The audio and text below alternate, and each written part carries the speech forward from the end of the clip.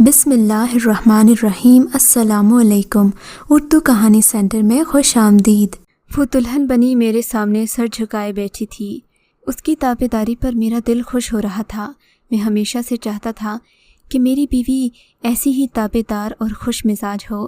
میں نے اس کا گھونگھٹ پلٹا تو شرم و حیا میں لپٹی مسکراہٹ اس کے چہرے پر پھیلی ہوئی تھی۔ اس کی صدا پر میرا تو دل دیوانہ ہو گیا۔ تبھی میرا جی چاہا اس سے پوچھوں کہ تمہیں کیا اچھا لگتا ہے۔ میں شاید اس کے منہ سے اظہار محبت سننا چاہتا تھا۔ تبھی میں نے اس کا نام پکارا، شہرین، تمہیں اس دنیا میں سب سے اچھا کون لگتا ہے؟ میرے سوال پر شہرین بنا شرمائے بولی، مجھے سب سے اچھی اپنی امی لگتی ہیں۔ اچھا، اس کے بعد؟ میں نے پر امید لہجے میں پوچھا۔ اس کے بعد اپنے ابو؟ اس کے بعد؟ میرے لہجے میں اب مایوسی تھی۔ اس کے بعد میرا چھوٹا بھائی۔ میں نے ناگواری سے جواب دیا، لیکن پھر سوچا کہ شاید شرم و حیا کے باعث ایسا کر رہی ہے۔ منہ دکھائی کے لیے اپنی جیب میں ہاتھ ڈالا ہی تھا کہ سوچا پہلے اس کی مرضی معلوم کر لوں۔ شہرین، تمہیں اس دنیا میں سب سے اچھا کیا لگتا ہے؟ میری بات پر اب کے جو شہرین نے جواب دیا وہ ناقابل یقین تھا۔ جی، مجھے سب سے اچھے جامن لگتے ہیں۔ کیا جامن؟ شادی کی رات کوئی عورت اپنے شوہر کو یہ کہتی ہے بھلا کہ اسے جامن اچھے لگتے ہیں؟ میرا سارا غصہ ہوا ہو گیا۔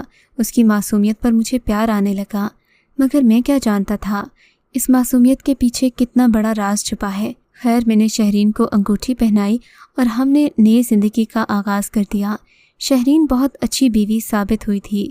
شادی کے شروع کے دن بالکل یوں گزرے جیسے کوئی حسین خواب ہو جو نہ جانے کب ٹوٹ جائے گا۔ کچھ دن تو شہرین کا رویہ اچھا رہا، لیکن پھر وہ بے چین سی رہنے لگی۔ اس نے اپنا خیال رکھنا چھوڑ دیا اور وہ پہلے کے مانند ہنس کر مجھ سے بات بھی نہ کرتی۔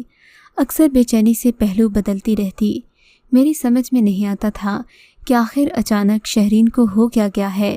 میں نے سوچا شاید شہرین کسی قسم کی تبدیلی چاہتی ہے۔ تبھی میں اسے گھمانے پھرانے لے کر گیا۔ میرے پتے میں جتنے علاقے تھے میں نے اسے سب جگہوں کی سیر کروائی، مگر اس کے چہرے کی رونق لوٹ کر نہ آئی۔ اب میں واقعی میں پریشان رہنے لگا۔ لیکن ایک دن عجیب واقعہ ہوا۔ میں گھر آیا تو شہرین خلاف معمول بہت خوش تھی۔ زہر نصیب، آج میرے چاند کے چہرے پر مسکراہٹ کیسے؟ میں نے گھر میں داخل ہوتے ہی کہا تو وہ کھل اٹھی۔ ارے، آج مجھے اپنی من پسند چیز مل گئی۔ وہ کیا؟ میں نے حیران ہوتے ہوئے پوچھا۔ ادھر ادھر دیکھا تو کچھ بھی نہیں تھا۔ جانتے ہو، آج ہماری گلی میں جامن والا آیا تھا۔ میں نے اسے ڈھیر سارے جامن لیے ہیں۔ تمہیں تو پتہ ہے مجھے جامن کتنے پسند ہیں۔ وہ یوں مسکرا رہی تھی جیسے اسے پوری دنیا کا خزانہ مل گیا ہو۔ اچھا، واقعی؟ کیا تمہیں میرے آنے سے کوئی خوشی نہیں ہوئی؟ میں جو اس کی ایک نظر التفات کو ترستا تھا اسے پوچھنے لگا، مگر وہ تو کسی اور ہی خیال میں تھی۔ ارے بھائی، تم تو یہیں رہتے ہو، تمہارے آنے کی خوشی تو ہے، لیکن جانتے ہو نا مجھے جامن کتنے پسند ہیں۔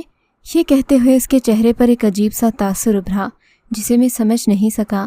نہ جانے وہ مکاری تھی یا معصومیت تھی۔ میں نے اس بات کو نظر انداز کر دیا۔ میں اندر اپنے کمرے میں چلا گیا۔ فریش ہو کر باہر نکلا تو شہرین کمرے میں نہیں تھی۔ میں اسے ڈھونڈتا ہوا کچن میں آیا تو وہ گنگنا رہی تھی۔ آج تو اس کے چہرے پر معمول سے زیادہ خوشی تھی، جسے دیکھ کر لگتا تھا وہ نئی زندگی سے سمجھوتا کر چکی ہے۔ لیکن میرا یہ خیال عارضی ثابت ہوا۔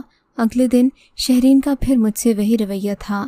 میرا تو دل ٹوٹ کر رہ گیا، لیکن میں اپنی بیوی سے پھر بھی بے انتہا محبت کرتا تھا۔ اس سب کے باوجود میں ہمیشہ وقت پر گھر آتا، اس کے لیے کھانے پینے کی ہر چیز لے کر آتا، اسے پابندی سے میکے لے جاتا اور اس کا ہر ممکن خیال رکھتا۔ کچھ دن کے بعد میں اپنے آفس میں بیٹھا تھا۔ میرے دل پر آج بھی شہرین کی باتوں کا بوجھ تھا کہ میرے فون کی گھنٹی بجی۔ میں نے فون پر دیکھا تو کسی اننون نمبر سے میسج آیا تھا۔ میں نے اس سے پوچھا آپ کون؟ تو اس نے مجھ سے میرا تعارف پوچھا۔ کرتے کرتے ہم دونوں ایک دوسرے سے واقف ہوتے گئے۔ میں اپنے گھر سے کافی پریشان تھا، اسی لیے مجھے نیا تعلق بنانے میں دیر نہیں لگی۔ گویا میں خود کو اس تعلق کا حقدار ہی سمجھ رہا تھا۔ تقریباً 1 مہینے کے اندر اندر میری راحیلہ سے اتنی پکی دوستی ہو گئی کہ اب اس سے بات کیے بنا گزارا نہیں ہوتا تھا۔ لیکن پھر بھی میں شہرین کا اس قدر خیال رکھتا کہ گھر جاتے ہی اپنا فون آف کر دیتا۔ یہ بات میں نے راحیلہ کو بھی بتا رکھی تھی کہ میں شادی شدہ ہوں، میں نے اسے کوئی چیز نہیں چھپائی تھی، یہ بھی بتایا تھا کہ میری بیوی مجھ سے زیادہ توجہ سے پیش نہیں آتی بلکہ ہر وقت پریشان ہی رہتی ہے۔ میں نے اس کا دل جیتنے کی کوشش کی لیکن وہ نہیں مانتی۔ اب میں راحیلہ سے اپنی بیوی کو منانے کے مشورے پوچھنے لگا، لیکن راحیلہ جو بھی بات مجھے بتاتی اس کا الٹ ہی ہو جاتا۔ لاکھ کوششوں کے باوجود بھی شہرین مجھ سے خوش نہ ہوتی۔ اب میں نے اسے منانا چھوڑ دیا تھا۔ میرا زیادہ تر وقت راحیلہ سے باتیں کرتے ہوئے گزرتا تھا۔ ایک دن اس سے باتیں کرتے کرتے مجھے احساس ہوا کہ میں نے تو راحیلہ کو ابھی تک دیکھا تک نہیں ہے۔ میں نے اسے تصویر بھیجنے کا کہا۔ وہ کہنے لگی، میں تصویر نہیں بھیج سکتی، اگر تم مجھ سے ملنے آ سکتے ہو تو میرے شہر آ جاؤ۔ راحیلہ کی یہ آفر بھی کم نہیں تھی۔ میں نے اس سے ملنے کی حامی بھر لی، لیکن مسئلہ یہ تھا کہ وہ میرے شہر میں نہیں بلکہ رحیم یار خان میں رہتی تھی۔ رحیم یار کا فاصلہ میرے شہر سے تقریباً 6 گھنٹوں کا تھا۔ لاہور سے رحیم یار جانے کے لیے مجھے کسی تگڑے بہانے کی ضرورت بھی تھی، لیکن مجھے زیادہ رکاوٹ کا سامنا نہیں کرنا پڑا کیونکہ شہرین نے مجھ سے پوچھ گچھ کرنا چھوڑ ہی دی تھی۔ اسے کوئی پرواہ نہیں تھی کہ میں گھر کب آتا ہوں اور کب جاتا ہوں۔ بہرحال اگلے ہی ہفتے میں نے رحیم یار خان جانے کا سوچا۔ رحیم یار خان پہنچ کر میں شہرین کے بتائے ہوئے جگہ پر پہنچ گیا۔ وہاں جا کر اس کا انتظار کرتا رہا مگر وہ مجھے کہیں نہ ملی۔ میں نے اسے فون پر رابطہ کرنے کی کوشش کی۔ شام کے 4 بجے جا کر اس نے مجھے بتایا کہ میرے گھر میں ایک ایمرجنسی ہو گئی ہے، میں آج نہیں آ سکتی۔ آج رات تمہیں میرے شہر میں ٹھہرنا پڑے گا، پھر ہی میں تم سے مل سکوں گی۔ اگر میری خاطر اتنا کر سکتے ہو تو ٹھیک ہے، ورنہ آج اگر گھر سے نکلی تو موت میرا مقدر ہوگی۔ تم تو جانتے ہو میرے علاقے کے رسم و رواج کیسے ہیں۔ اس کی بات صحیح تھی۔ میں نے بھی سوچا اپنے پیار کی خاطر ایک دن مزید انتظار کر لوں تو کون سا قیامت آ جائے گی۔ راحیلہ کے کہنے پر میں نے ایک رات رحیم یار خان میں گزاری۔ پوری رات اس کا انتظار کرتا رہا اور ملن کے پل کے بارے میں سوچ کر بے چین ہوتا رہا۔ اگلے دن میں اس کا انتظار بے صبری سے کر رہا تھا۔ اس نے صبح 12 بجے آنے کا کہا تھا۔ 12 بجے کے قریب میں نے اسے کال کی تو اس کا نمبر بند تھا۔ میں نے تقریباً شام 4 بجے تک اس سے رابطہ کرنے کی کوشش کی مگر اس نے فون نہیں اٹھایا۔ مجھے یقین آ گیا کہ راحیلہ نے مجھے چکر دیا ہے۔ میں غصے میں وہاں سے چل پڑا۔ گاڑی اس قدر تیزی سے چلائی کہ اپنے شہر آتے ہوئے مجھے تقریباً 3 گھنٹے کا وقت لگا تھا۔ میں بہت غصے میں تھا، پریشانی میرے چہرے سے چھلک رہی تھی۔ راحیلہ نے مجھے سمجھا کیا تھا۔ تقریباً اپنے شہر میں آ کر بھی ہر 10 منٹ بعد میں اسے فون کرتا رہا مگر اس نے میری کال نہیں اٹھائی۔ اس کا صاف مطلب تھا کہ وہ مجھ سے جان چھڑانا چاہتی تھی۔ اس نے مجھ سے دل لگی کی خاطر مجھے استعمال کیا۔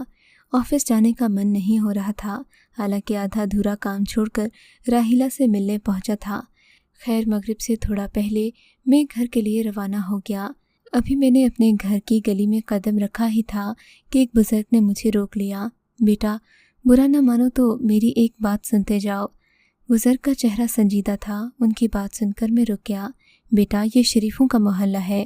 جی حضرت، میں جانتا ہوں شریفوں کا محلہ ہے، آپ کیا کہنا چاہتے ہیں؟ میں نے سوالیہ نظروں سے ان کی طرف دیکھا۔ یہی بیٹا کہ یہاں پر شریفوں کی طرح رہنا ہے تو رہو، ورنہ یہاں سے چلے جانا ہی بہتر ہوگا۔ کیا مطلب بابا جی؟ میں نے ایسی کیا حرکت کر دی کہ میری وجہ سے محلے کی شرافت خراب ہونے لگی؟ میں نے اس بار قدر تلخی سے پوچھا۔ ارے بیٹا، تم تو غصہ ہی ہو گئے، میں تمہاری نہیں تمہارے گھر کی بات کر رہا ہوں، اپنے گھر پر نظر رکھو۔ کیا مطلب بابا جی؟ میں نے الجھتے ہوئے پوچھا۔ بیٹا، عقل مند کے لیے اشارہ ہی کافی ہے، ویسے بھی میں لگائی بھجائی نہیں کرتا، بہتر ہے کہ تم اپنے معاملات کو خود سنبھالو۔ بابا جی کی بات نے مجھے پریشان کر دیا۔ اسی پریشانی کی حالت میں میں گھر پہنچا۔ گھر کا بیرونی دروازہ ہمیشہ بند ہی ہوتا تھا، گھر کی چابی میرے پاس بھی ہوتی تھی۔ میں نے چپکے سے چابی میں تالا گھمایا تو تالا بنا کسی آواز کے کھل گیا۔ نہ جانے کیوں میرے دل میں بابا جی کی بات کے بعد سے ایک عجیب سا شک پیدا ہو چکا تھا، حالانکہ خود میرا کردار داغدار ہو چکا تھا۔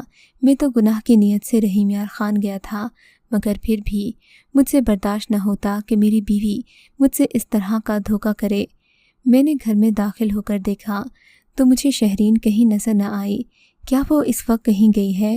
میں نے من ہی من میں سوچا، لیکن نہیں، اس وقت وہ کہاں جا سکتی ہے؟ اس کے میں کے فون کرتا ہوں۔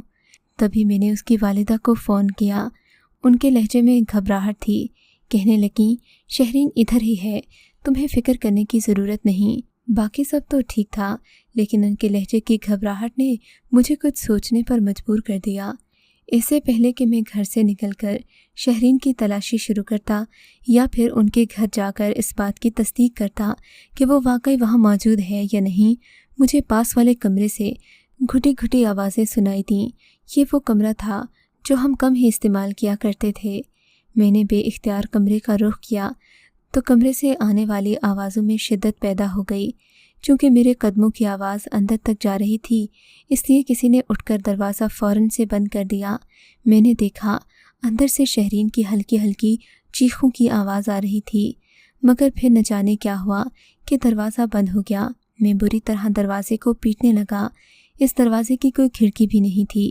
یہ ہمارا سامان رکھنے کے لیے ایک معمولی سا کمرہ تھا جس پر بڑا سا لوہے کا دروازہ لگا ہوا تھا۔ یہ دیکھ کر مجھے سخت غصہ آیا کہ اندر سے کسی مرد کے بولنے کی بھی آوازیں آ رہی تھیں۔ میرا تو مارے جوش کے خون کھولنے لگا۔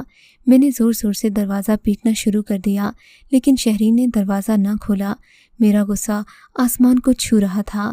اب کہ میں نے شہرین کو طلاق کی دھمکی دی تو دروازہ کھل گیا، لیکن دروازہ کھلتے ہی کسی نے میرے سر پر اس قدر کاری وار کیا کہ میں آگے کا منظر نہیں دیکھ سکا۔ میری آنکھوں تلے اندھیرا چھا گیا۔ اس کے بعد میں نے شہرین کی ایک چیخ سنی اور پھر میں تاریکیوں میں ڈوبتا چلا گیا۔ مجھے نہیں معلوم کہ اس کے بعد کیا ہوا۔ تقریباً 3 دن کے بعد میری آنکھ کھلی تو میں نے خود کو ہسپتال کے بستر پر پایا۔ میرے سر پر پٹی بندھی ہوئی تھی اور پاس دواؤں کا ڈھیر لگا ہوا تھا، جبکہ میرے بستر کے پاس شہرین بیٹھی رو رہی تھی۔ اس کی آنکھیں رو رو کر لال ہو چکی تھیں۔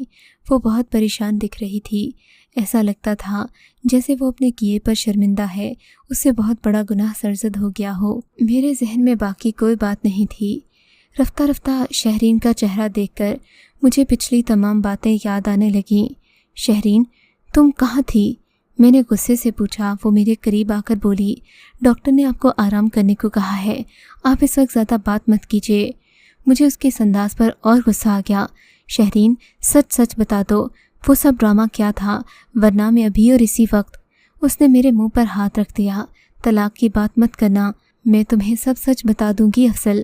اس نے ایسی التجا کی کہ میں نرم پڑ گیا۔ اچھا کہو، میں سن رہا ہوں۔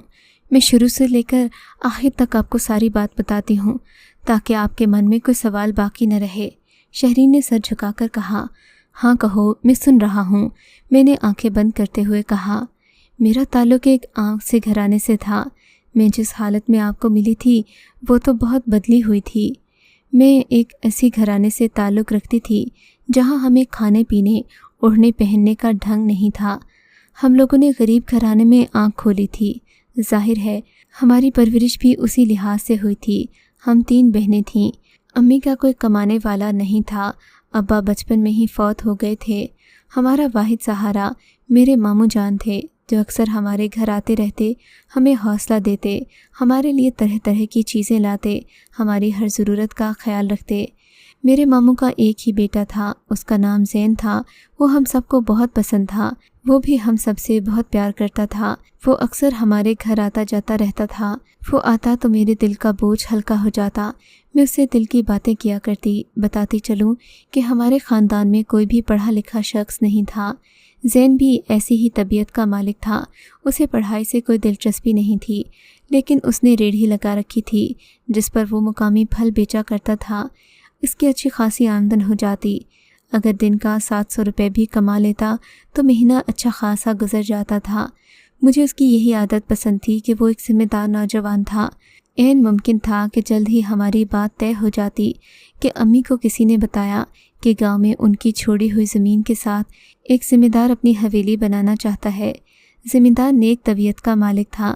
اس نے اماں کو زیادہ رقم کے عوض وہ زمین دینے پر مجبور کر دیا۔ اماں کو اور کیا چاہیے تھا کہ گاؤں کی زمین کسی قابل نہیں تھی، وہ تو بس ابا کی نشانی تھی۔ اماں نے جھٹ سے وہ زمین بیچ دی۔ زمین بیچنے کے بعد ان کے پاس لاکھوں روپے کی رقم آئی، جس کے بعد ان کے تو تیور ہی بدل گئے۔ انہوں نے ایک اعلیٰ سوسائٹی میں مکان خرید لیا، اس کا ایک پورشن کرائے پر چڑھا دیا اور دوسرے میں ہم رہنے لگے۔ ہمارے اگرچہ مکان تو بدل گئے تھے مگر اوقات نہیں بدلی تھی۔ ہمارا رہن سہن ویسے کا ویسا ہی تھا، لیکن گزرتے دنوں کے ساتھ ساتھ اماں کو احساس ہوتا جا رہا تھا کہ اگر اعلیٰ سوسائٹیز میں رہنا ہے تو پھر ان لوگوں جیسی چال ڈھال بھی اپنانا ہوگی۔ اماں کی یہ بات اپنی جگہ درست تھی، مگر میں مانتی تھی کہ اپنے اصل کو کبھی نہیں بھولنا چاہیے۔ میں ابھی بھی زین کو ہی پسند کرتی تھی۔ اس کی ریڑھی پر لائے ہوئے پھل جو سب سے بہترین ہوتے وہ مجھے لا کر دیا کرتا۔ اس کی عادت سے اس کی محبت کا اظہار ہوتا تھا۔ زندگی اسی طرح گزر رہی تھی کہ اماں نے اپنے رشتہ داروں سے آنکھیں پھیر لیں۔ ان میں ماموں اور ان کا بیٹا زین بھی شامل تھے۔ یہ بات مجھے گوارا نہیں تھی۔ اس بات نے مجھے توڑ کر رکھ دیا کہ اب زین سے ملاقات ممکن نہیں تھی۔ بالآخر اماں نے ان لوگوں کا داخلہ بھی اپنے گھر میں بند کر دیا۔ وہ میری شادی کسی اونچے گھرانے میں کرنا چاہتی تھیں۔ تبھی کسی نے ان کو آپ کا بتایا۔ آپ بہت ہی نیک اور شریف تھے، آپ کے خاندان کا جھنجھٹ بھی نہیں تھا۔ تب اماں نے کہا کہ میں تمہاری شادی افضل سے ہی کروں گی۔ میں نے اماں کو لاکھ منع کیا، لیکن انہوں نے میری ایک نہیں سنی بلکہ جلدی سے میری شادی طے کر دی۔ میں اس سانحے سے بہت پریشان تھی کیونکہ میں بھی شادی نہیں کرنا چاہتی تھی۔ زین کا کاروبار سیٹ ہو جاتا تو ہم اپنا نیا گھر بسا لیتے، مگر زمانے نے اور حالات نے ساتھ نہ دیا۔ بالآخر میں آپ کی دلہن بن کر آ گئی، مگر میں اسے ہر لمحہ پسند کرتی تھی۔ زین بھی میرے لیے دنیا بھر کی محبت سمیٹے اپنے دل میں تھا، جبکہ مجھے اس سے پیارا کوئی لگتا ہی نہیں تھا۔ آپ سے شادی کے بعد زین سے رابطہ منقطع ہو گیا۔ اماں کے گھر تو وہ ویسے بھی نہیں آتا تھا، فون تو بیچارے کے پاس سرے سے تھا ہی نہیں، جبکہ والدہ نے سختی سے پابندی لگا رکھی تھی کہ زین سے کوئی بات نہیں کرنی۔ میں نے بھی ایسا ہی کیا، لیکن ایک دن گھر کے باہر ریڑھی والے کی آواز سنی تو پہچان گئی کہ یہ زین ہی ہے۔ میں نے دروازہ کھولا تو اسے دیکھ کر بے اختیار میری آنکھوں میں آنسو آ گئے۔ ہم نے کیا کیا سوچا تھا اور زندگی نے کس قدر مجبور اور بے بس کر دیا کہ ایک دوسرے کو جی بھر کے دیکھ بھی نہیں سکتے۔ لیکن میری پرانی محبت اس وقت جاگ گئی جب زین روزانہ میری گلی میں آنے لگا۔ اب میں اس سے چھپ چھپ کر باتیں کرتی۔ محلے والوں کو احساس ہوا تو ایک دن اس نے مجھے کہا کہ تم اپنے شوہر کو بھگانے کی ترکیب کرو، تب ہم اچھے سے مل لیا کریں گے۔ اسی دن اس نے مجھے ایک سم لا کر دی۔ اس نئی سم سے مجھے آپ سے بات کرنا تھی، آپ کو اپنی باتوں میں الجھانا تھا تاکہ آپ مجھ پر سے توجہ چھوڑ دیں۔ آپ کو رحیم یار خان بھیجنا بھی میرے پلان میں شامل تھا۔ میں اور زین اپنے گھر کے اندر ملنا چاہتے تھے، لیکن دن کے وقت چونکہ لوگ ہوتے تھے سو رات کی ملاقات طے پائی تھی۔ میں اسے اتنا پیار کرتی تھی کہ اکثر اس کی ریڑھی سے ڈھیروں جامن آپ کے پیسوں سے لے کر رکھ لیا کرتی، اور وہ بھی خوش ہو جاتا کہ میں اس کے دیے ہوئے جامن کھاتی ہوں۔ مگر بات یہ نہیں تھی، میں اس کی غربت دیکھ نہیں سکتی تھی، اسی لیے اس کا مال مہنگے داموں خرید لیتی۔ میں جانتی ہوں میں نے آپ کا روپیہ ایک غیر آدمی پر لٹایا، اس کے لیے میں آپ سے معافی مانگتی ہوں۔ وہ ہاتھ جوڑ کر مجھ سے معافی مانگنے لگی۔ اس دن زین مجھ سے ملنے آیا تھا، مگر عین موقع پر آپ آ گئے۔ اس خبیث نے مجھے کرسی سے باندھ دیا اور آپ کے سر پر بھاری تختہ مار کر بے ہوش کر دیا۔ اس بات سے مجھے اس کی حقیقت کا اندازہ ہوا۔ مجھے معاف کر دیں افضل۔ وہ میری طرف دیکھ کر روئے جا رہی تھی۔ وہ کمینہ گھر کے سارے زیورات اٹھا کر لے گیا ہے۔ اسے مجھ سے نہیں، میری دولت سے غرض تھی، وہ بھی وہ دولت جو آپ کے بلبوتے سے تھی۔ شہرین رو رہی تھی۔ مجھے اس کے مگرمچھ کے آنسوؤں میں کوئی دلچسپی نہیں تھی۔ آج ہسپتال سے آئے ہوئے 15 دن ہو گئے ہیں، میں نے شہرین سے کوئی بات نہیں کی۔ میں اسے طلاق دینے کا سوچ رہا ہوں، لیکن ایک بار آپ سب سے مشورہ کرنا چاہتا ہوں۔ آپ کے خیال میں کیا مجھے شہرین کو معاف کرنا چاہیے یا پھر اسے طلاق دے دینی چاہیے؟ مجھے آپ کی رائے کا انتظار رہے گا۔ اگر آپ کو یہ کہانی اچھی لگی ہے تو اس ویڈیو کو لائک کیجیے اور اس طرح کی مزید ویڈیوز دیکھنے کے لیے ہمارے چینل کو سبسکرائب کیجیے۔